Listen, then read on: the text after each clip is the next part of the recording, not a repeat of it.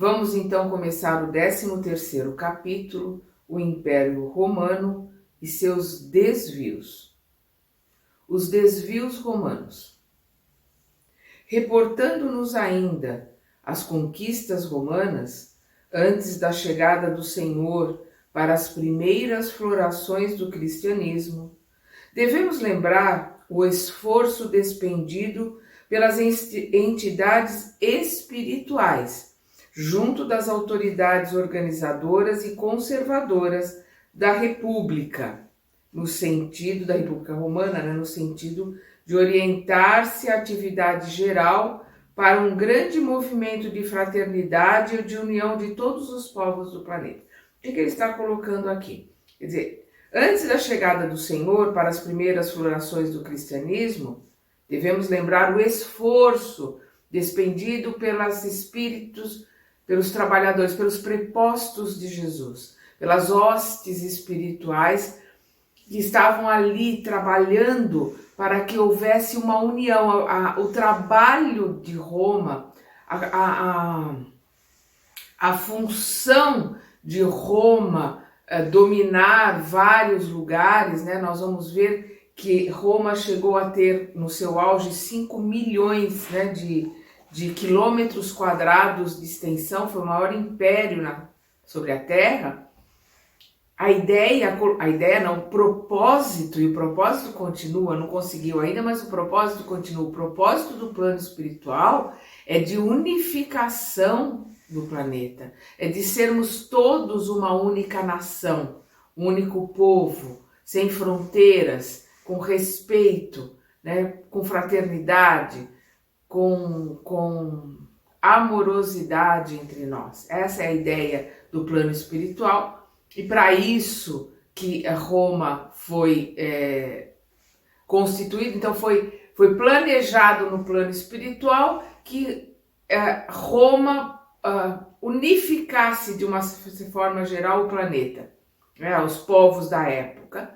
E o poder, o dinheiro corromperam, né, homens que vieram com esta missão, mas que não conseguiram colocar em prática a missão que receberam. Então é isso que eles estão colocando aqui. Então, devemos lembrar o esforço despendido pelas entidades espirituais junto das autoridades organizadoras e conservadores da República Romana, no sentido de orientar-se à atividade geral para um grande movimento de fraternidade e união de todos os povos do planeta. Era essa a ideia, união e fraternidade entre todos os povos do planeta. Os pensadores que hoje sonham a criação dos Estados Unidos do mundo, sem os movimentos odiosos das guerras fratricidas, né, entre irmãos, podem sondar os desígnios do plano invisível naquela época. Perdão. Então, aqueles que estão querendo, né, que desejam que realmente o planeta todo se torne uma única nação, no sentido de fraternidade, de não termos fronteiras, de não termos bandeiras, não termos divisões, se analisem as conquistas daquela região, porque analisando essas conquistas a gente vê que o plano espiritual e o plano que foi colocado na espiritualidade foi desta união. Os homens aqui, como sempre, né, enfiaram o pé na jaca. A gente vê isso muito claramente no livro Os Mensageiros. Os planos que são feitos no plano espiritual e a hora que se reencarna com o esquecimento e com as nossas verdadeiras tendências, nossos verdadeiros sentimentos, que às vezes a gente oculta de nós mesmos, vindo à tona, infelizmente não se cumpre aquilo que se prometeu fazer no plano espiritual. Os pensadores que hoje sonham a criação perdão, dos Estados Unidos do mundo, sem os movimentos odiosos das guerras fratricidas, podem sondar os desígnios do plano invisível naquela época. A Grécia havia perscrutado na medida do possível, perscrutar, examinar minuciosamente, com toda a intenção, investigar, sondar, né? Tinha investigado na medida do possível todos os problemas transcendentes da vida.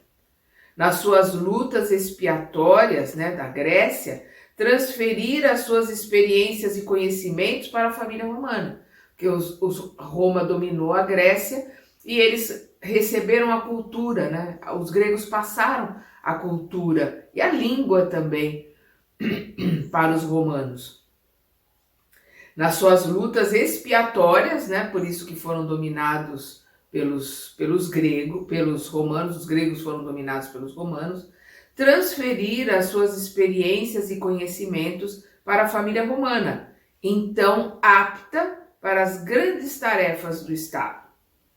A força de educação e de amor poderia esta última, a família romana, unificar as bandeiras do orbe. Era essa a ideia.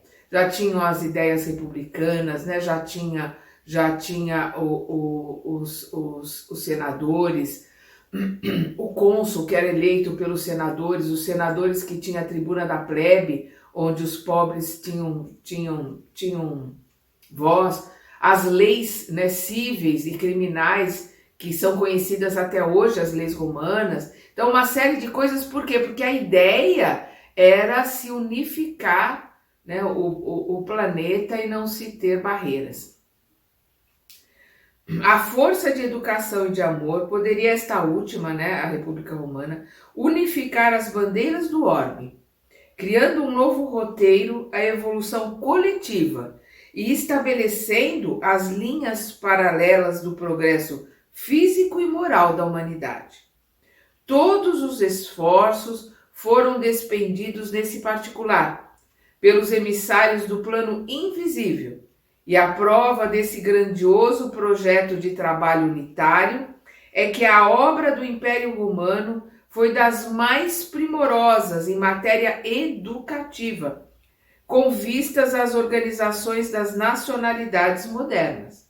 O próprio instinto democrático da Inglaterra e da França, bem como as suas elevadas obras de socialização, ainda representam frutos da missão educativa do Império, né, do Império Romano, no seio da humanidade.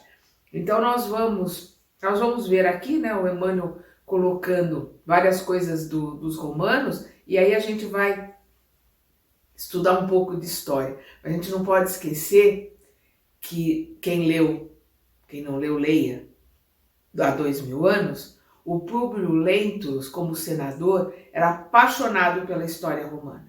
Ele vivia estudando a história de Roma.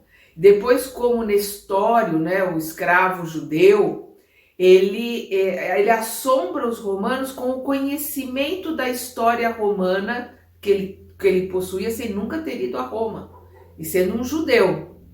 Tanto é que ele já passa a ser liberto porque ele é contratado como professor, né, de Célia, no livro 50 anos depois. Né, o Nestório é contratado como professor é comprado, melhor dizendo, ele é comprado para ser professor de Célia, e por ser professor dela, eles lhe dão a liberdade, ele passa a ser um escravo liberto. A gente não pode esquecer que Emmanuel domina de fio a pavio a história romana, né? O caminho dos romanos ficou juncado de sementes e de luzes para o porvir, né? Então, juncado é espalhado, né? Alastrado de sementes de luzes para o porvir. Eles tiveram as sementes das leis, dos conhecimentos, de sábios. A realidade, contudo, aqui é o nosso problema, né? A realidade. Nós, aqui encarnados com o esquecimento. A realidade, contudo, é que, se os mensageiros do Cristo conseguiram a realização de muitos planos generosos no seio da comunidade de então, não podiam interferir na liberdade isolada da grande maioria dos seus membros. Ou seja, por mais que o plano da espiritualidade tenha sido este, de unificar os povos, se tem uma coisa que tem que ser respeitada, é o livre-arbítrio que cada um de nós temos. Porque ele nos foi dado por Deus para que, através do livre-arbítrio, nós possamos fazer as melhores escolhas e voltar por nossa vontade à casa do Pai. Então, todos têm que respeitar a nossa escolha. Então, os trabalhadores do plano espiritual têm que respeitar as escolhas dos homens, né, insensatos, né,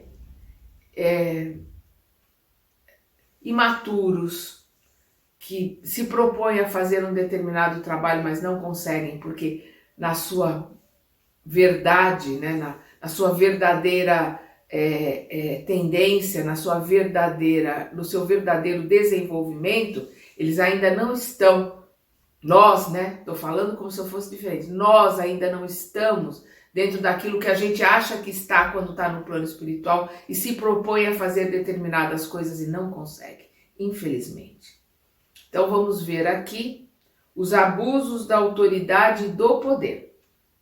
Em breve, os abusos da autoridade e do poder embriagavam a cidade valorosa.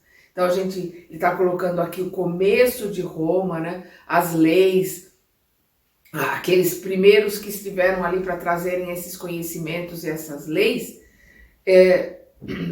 foram, digamos assim, vencidos por aqueles que estavam embriagados pelo poder, pela posse, né, pelo dinheiro, por uma série de coisas que todo aquele conhecimento trazia junto com ele. Em breve, os abusos da autoridade e do poder embriagavam a cidade valorosa. Toda a sede do governo parecia invadida por uma avalanche de forças perversoras das mais baixas esferas dos planos invisíveis. Então, enquanto o plano espiritual, isso acontece desde que o mundo é mundo. Enquanto o plano espiritual monta os planos para a elevação, para a evolução do planeta, os nossos irmãozinhos instigantes montam também os seus planos para atrapalhar essa evolução, para atrapalhar esse conhecimento, e nós com o nosso livre-arbítrio, nós vamos escolher qual é o caminho que nós queremos seguir, e aí, como diz o caipira, que a porca torce o rabo, porque infelizmente as nossas escolhas são as piores possíveis, infelizmente. A família romana, cujo esplendor espiritual conseguiu atravessar todas as eras, iluminando os agrupamentos da atualidade, parecia atormentada pelos mais tenazes inimigos ocultos. Então, o esplendor espiritual da família romana, daqueles que encarnaram ali para trazer as leis, para criar o Senado, para criar, né, as ideias republicanas, democráticas, leis. Então, tudo isso é o que ele está colocando aqui. Parecia atormentado pelos mais tenazes inimigos ocultos, que aos poucos liminaram as bases mais sólidas, mergulhando-a na corrupção e no extermínio de si mesma, dada a ausência de vigilância de suas sentinelas mais avançadas. Olha o que o Emmanuel está colocando aqui, perdão aí pelos cachorros. Hoje é feriado aqui, né? Corpus Christi. E as pessoas passeiam com os cachorros aqui no condomínio, não tem como segurar os cachorros dos vizinhos, né? Mas vamos lá. Parecia, quando ele coloca aqui que todos esses planos foram, né, atormentados pelos mais tenazes inimigos ocultos, que aos poucos liminaram as bases mais sólidas. Como que as bases mais sólidas foram minadas? Através do aliciamento daqueles que estavam encarnados. E pelo livre-arbítrio, esses espíritos escolheram o caminho mais fácil, o caminho do poder, o caminho da riqueza, o caminho da luxúria, da enganação, da traição. É o livre-arbítrio, é o que ele está dizendo aqui. Mergulhando, né? Mergulhando Roma, mergulhando todas essa civilização na corrupção, no extermínio de si mesma, dada a ausência de vigilância de suas sentinelas mais avançadas. Então, os espíritos mais avançados que foram mandados que são os missionários, né, os prepostos, que foram mandados ali para ajudar, foram invigilantes. Por isso, Jesus nos coloca a importância do vigiai e orai. A importância da vigilância, vigiarmos os nossos pensamentos, os nossos sentimentos, porque qualquer brechinha que a gente abra, qualquer escorregadinha que a gente der, os nossos irmãozinhos instigantes se aproveitam e dominam o pedaço, né? Como diz lá 549 do Livro dos Espíritos. Salvo, né? Às vezes sem a gente perceber, são eles os espíritos que nos dirigem, porque os instigantes, eles ficam buscando ali o domínio, e se a gente fraqueja, se a gente aceita esses pactos, esses maus conselhos, nós, pelo nosso livre-arbítrio, vamos caindo. Os nossos irmãozinhos iluminados, os nossos mentores, nossa família espiritual argumentam, conversam conosco. Eles não são obsessores, eles são espíritos amorosos que têm a paciência de esperar o nosso tempo de aprender, porque somos imortais. Temos a eternidade para aprender. Então é o que ele está colocando aqui. Mergulhando, né, Roma na corrupção e no extermínio de si mesma, dada a ausência de vigilância de suas sentinelas mais avançadas. Denso nevoeiro obscurecia todas as consciências. Denso nevoeiro obscurecia todas as consciências. Quem que causou esse nevoeiro? Os irmãozinhos instigantes, com seus ataques, com seus ardis, né, com as suas ideias, né, que foram aceitas, porque por nós que estávamos, né, encarnados com certeza nessas épocas. Então, o que ele coloca aqui: denso nevoeiro obscurecia todas as consciências, e a sociedade alegre e honesta, rica de sentimentos enobrecedores, foi pasto de crimes humilhantes, de tragédias lúgubres e miserandos assassinos. As classes abastadas aproveitavam a pletora, né, que é a superabundância de tudo que eles tinham ali, de poder, né, da superabundância desse poder, instalando-se no carro da opressão, que deixava atrás de si um rastro fumegante de revolta e de sangue. Os Gracos, filhos da veneranda Cornélia. Então nós vamos ver aqui, eu tô com a minha colinha, né, gente, porque a gente tem aqui, o Emmanuel coloca aqui como se assim, né, fossem velhos conhecidos, né? Os Gracos, filhos da veneranda Cornélia. Eu tenho que buscar fazer uma pesquisa para a gente poder entender aqui o que ele está colocando, porque gosto muito de história, de filosofia, mas as minhas lembranças de tudo se perdem um pouco. Então vamos lá, quem foi Cornélia, né?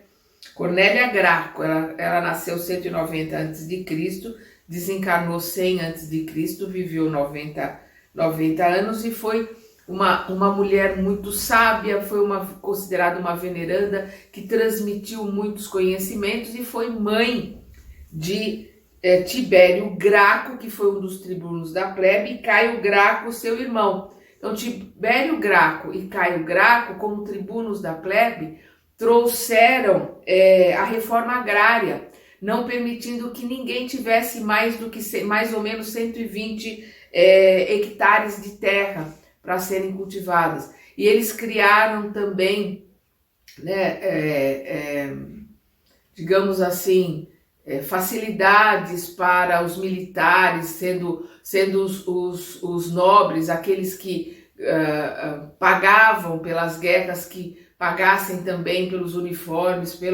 pelas proteções dos militares, que eram eles que tinham que pagar por essas proteções. Então quem tinha dinheiro tinha muita proteção, tinha escudo, tinha uma série de coisas. Quem não tinha dinheiro não tinha. Então eles foram criando essas leis, né? Então o Caio Graco nasceu em 154 a.C. e foi até 121 antes de Cristo. E o Caio Graco foi assassinado pelos senadores. Então os Gracos, filhos da veneranda Cornélia, são quase que os derradeiros traços de uma época caracterizada pela administração enérgica, mas equânime, cheia de honestidade e de sabedoria e de justiça, né? Equânime é espírito igual, moderado, calmo, né?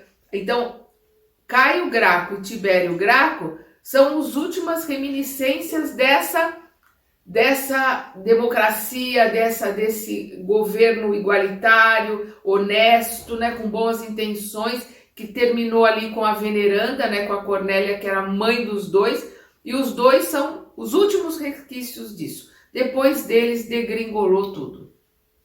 E nós vamos ver aqui os chefes de Roma.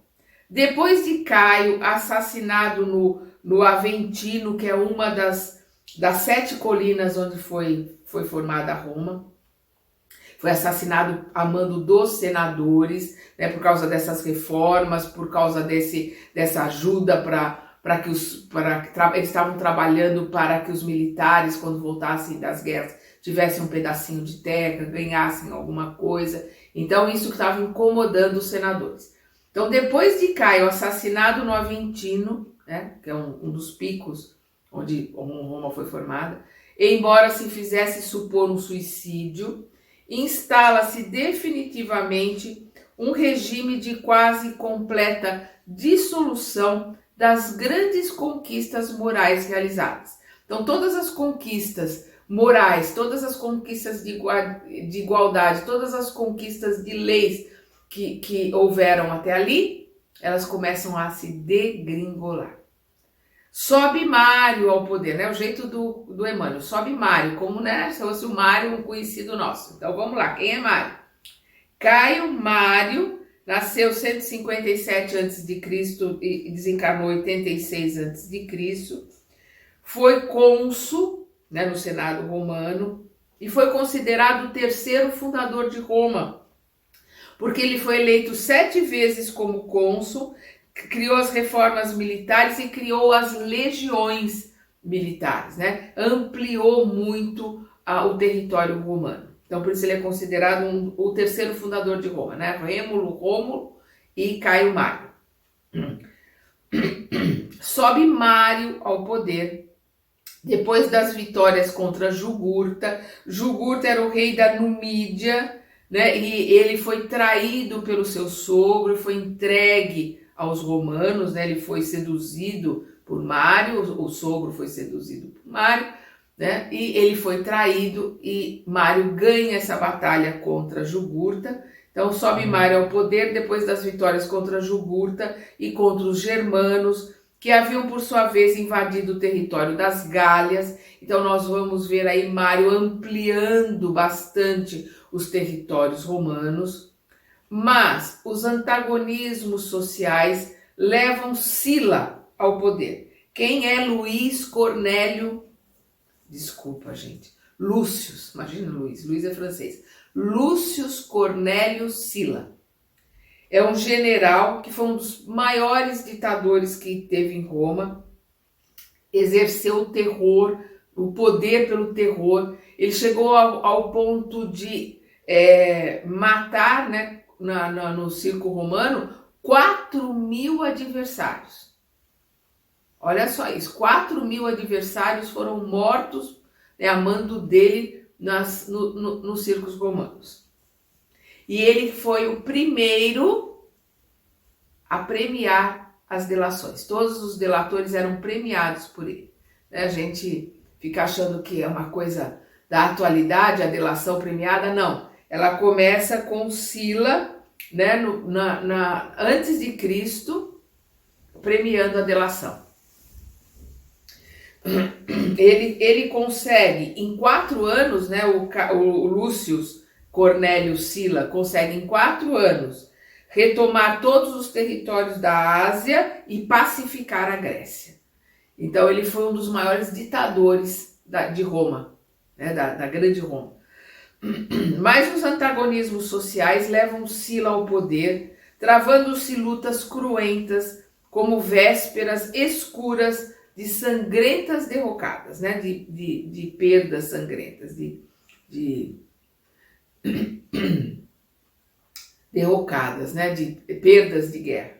Em seguida surgem Pompeu e a Revolução de Catilina. Então vamos ver aqui, Cneo Pompeu Mário, né, que é um político da elite, foi eleito 3 vezes como cônsul, e ele chega ao poder muito cedo, e ele participou do primeiro triunvirato com Crasso e Júlio César. E a Revolução de Catilina, Lúcio Catilina, era um nobre que perdeu todo o dinheiro, perdeu toda a riqueza que ele tinha, e ele então saiu com a turma dele a ser como se fosse um gangster, um vândalo, metendo medo e terror. E ele foi vencido por Cícero, não por arma, mas pela argumentação. Cícero era um filósofo, um advogado, um homem extremamente culto, né? Que é o Marco Túlio Cícero, e ele vence pela argumentação e ele expulsa, né, Lúcio Catilina dos territórios romanos. Então a Revolução de Catilina, ela impôs um terror ali no território romano, mas muitos senadores se aliaram a Catilina, e Cícero expulsou Catilina e venceu pela retórica, venceu pela argumentação, como advogado, né, como um homem elevado, né? Então, que é o Marco Túlio Cícero, foi considerado, né, um dos grandes pensadores da época romana, né? Então vamos lá, vamos voltar aqui um pouquinho. Em seguida surge Pompeu, né, que foi o primeiro triunvirato, Pompeu, Crasso e Júlio César, né? Surgem Pompeu e a Revolução de Catilina, muito conseguindo a prudência de Cícero em favor da segurança da cidade, né? O conhecimento, o verbo, né, bem utilizado de Cícero, né, para a segurança da cidade, que expulsou Lúcio Catilina. Verifica-se logo após o primeiro triunvirato, né, Pompeu, Crasso e Júlio César, com a política maneirosa de Caio Lúcio César, que se alia a Pompeu e a Crasso para as supremas obrigações do governo. Então, Crasso tinha muitos negócios, mas não tinha apoio. Júlio César tinha apoio do Senado, mas não tinha as armas que Pompeu tinha. Então, ali eles se juntaram, mas, digamos assim, foi uma união sem estatutos, sem regras, foi uma união, digamos assim, sem uma documentação, e que na realidade eles disputavam, né, o poder entre si. E aí nós vamos ver aqui, né,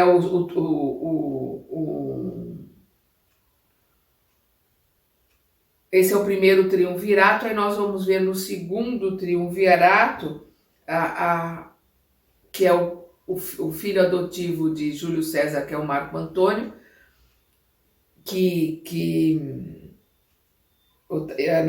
Marco Antônio, Otávio e Lépido. Otávio foi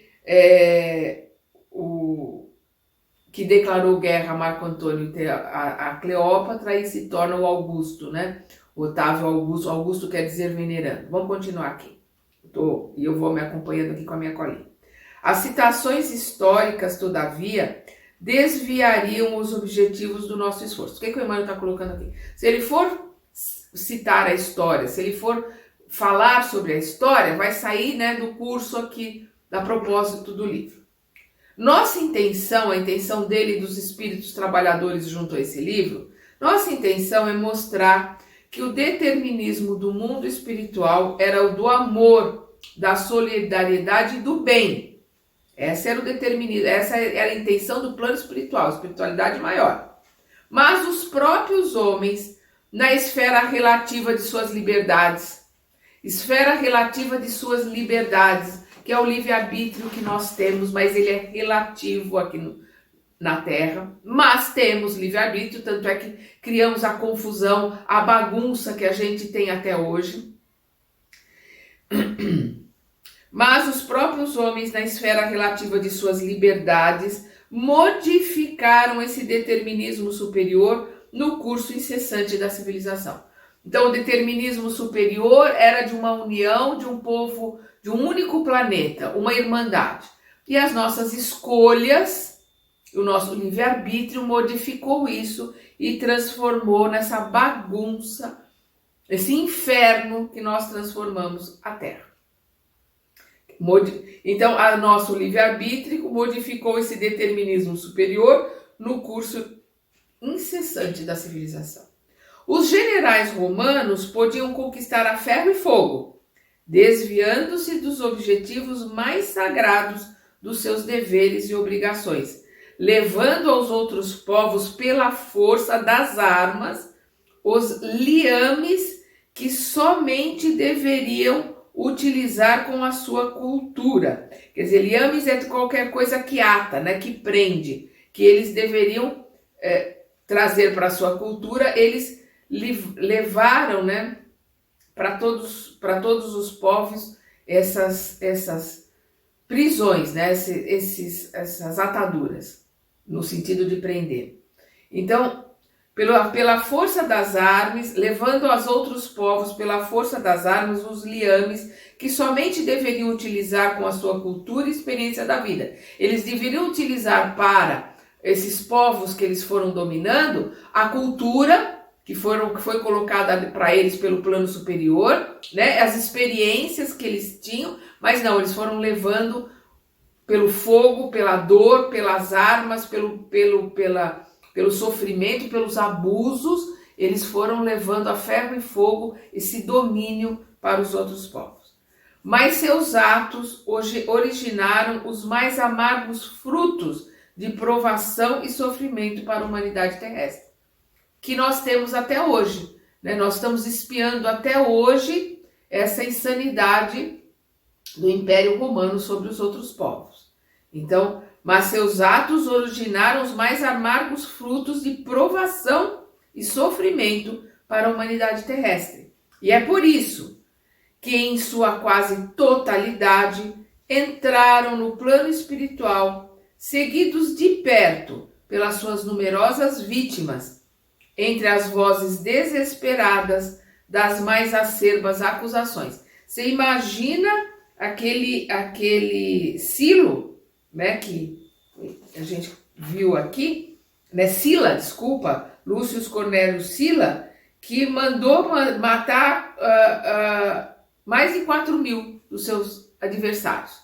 Então, eles levando o terror pela força. Imagina eles quando desencarnavam, a situação em que eles estavam. E a gente vai ver nos livros que a maioria dos espíritos nessas situações imploram para reencarnar, para poder se ver um pouco livre desses obsessores que querem se vingar deles, que estão ali, né, odiando por tudo, pela maldade que eles fizeram. Então é o que ele colocam aqui. Seguidos, é por isso que em sua quase totalidade entraram no plano espiritual, né, desencarnaram, seguidos de perto pelas suas numerosas vítimas, entre as vozes desesperadas das mais acerbas acusações. Muitos deles decorridos decênios infindáveis de martírio expiatório, porque é expiação pelo mal que causaram aos outros.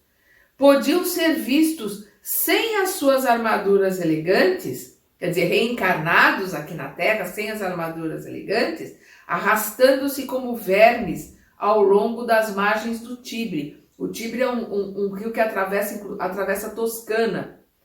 Ou estendendo as mãos asquerosas como mendigos detestados do Esquilino. O Esquilino é um dos 7 montes, né? Onde foi fundada Roma. Então a gente vai ver que esses que eram nobres, que eram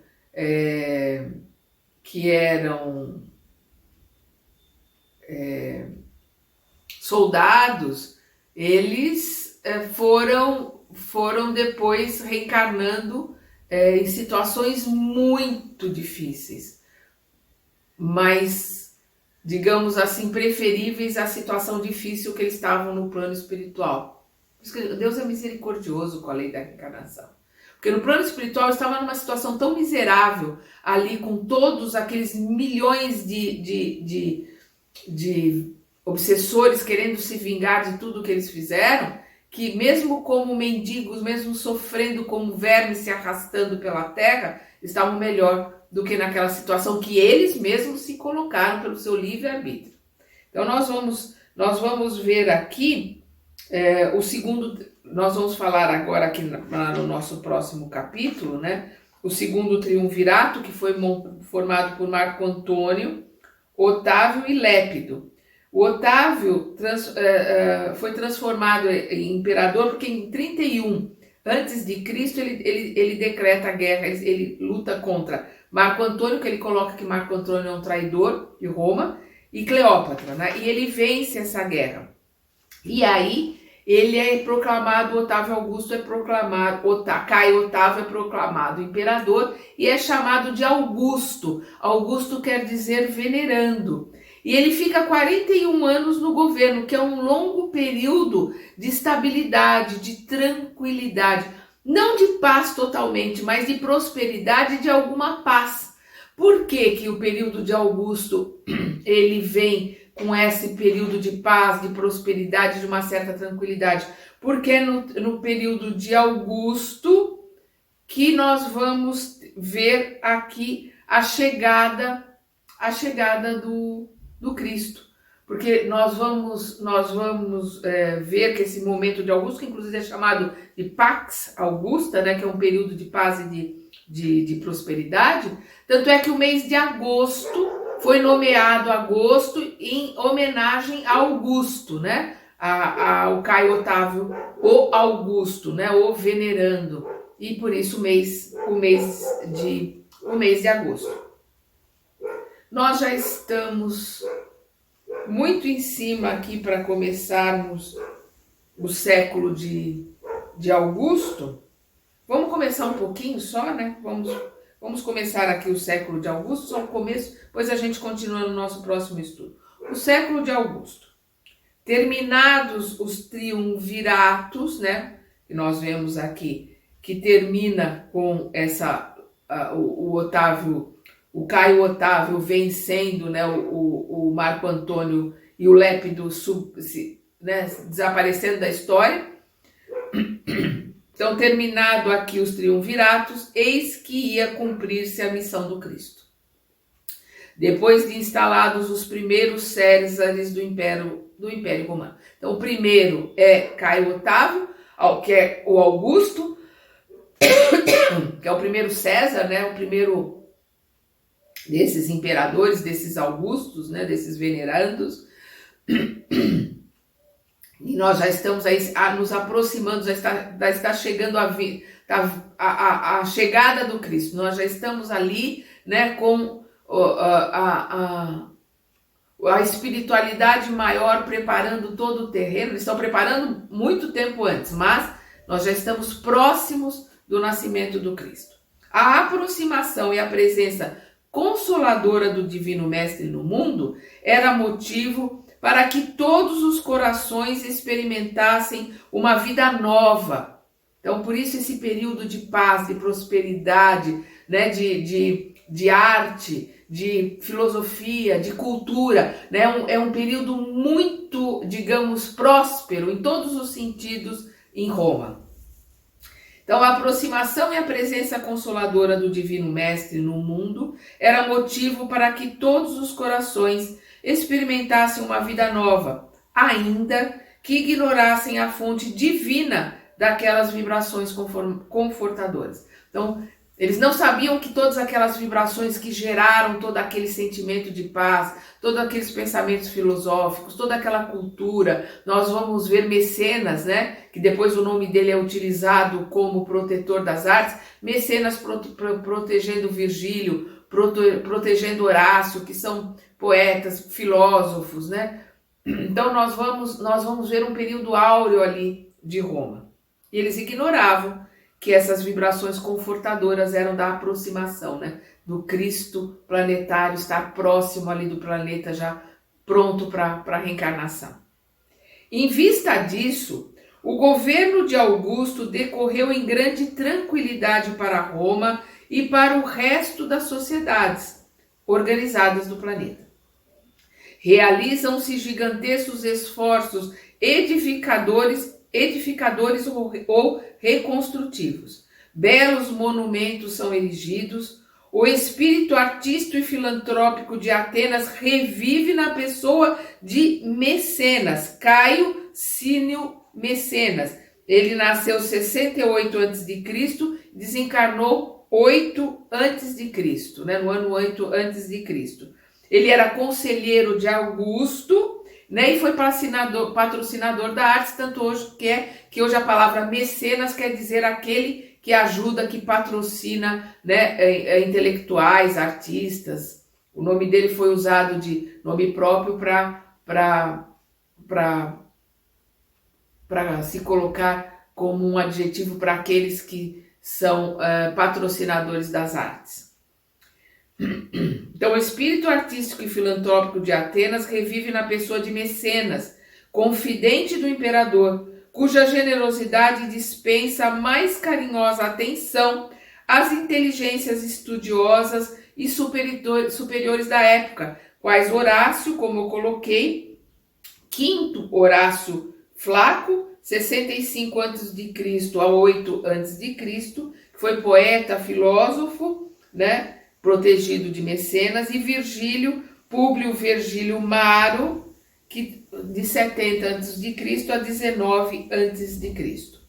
Então, a época, né, os grandes pensadores, poetas, filósofos, Horácio e Virgílio, que assinalam, junto de outras nobres expressões intelectuais do tempo, a passagem do chamado século de Augusto, com as suas obras numerosas. Então, o período de Augusto foi conhecido por essa prosperidade, né, a Pax Augusta, porque já estava próximo do nascimento do Cristo, a energia do Cristo, a vibração dele já modificava a atmosfera da Terra. Então, no nosso próximo estudo, nós vamos ver transição de uma época.